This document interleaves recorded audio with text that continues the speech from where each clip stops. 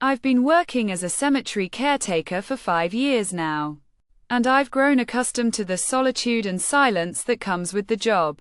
But there's something about the midnight shift that always makes my skin crawl. Maybe it's the way the shadows seem to twist and writhe on the gravestones. Or the way the wind whispers through the trees like a chorus of restless spirits. Whatever it is, I always feel like I'm being watched when I'm working at midnight. At first, I tried to brush it off as mere paranoia. But as the nights wore on, I started to notice strange things. Tools would go missing, only to reappear in the same spot hours later. I'd hear faint whispers in my ear when I was alone, always just out of range to make out what was being said. And then there were the graves. I'd notice that some of them would be disturbed, the dirt freshly dug up, as if someone had been visiting the occupants in the dead of night. I tried to tell myself it was just the work of wild animals. But deep down, I knew that wasn't true. One night, I decided to investigate further. I grabbed my flashlight and set out to explore the older sections of the cemetery, where the graves dated back to the 19th century.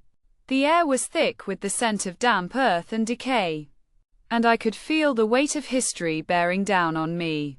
As I walked, the shadows seemed to grow longer and darker, like grasping fingers. I stumbled upon a grave that caught my eye, a simple stone marker with a single name. Emily.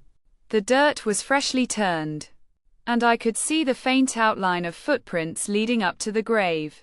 I felt a shiver run down my spine as I approached the marker. Suddenly, I heard a faint whispering in my ear.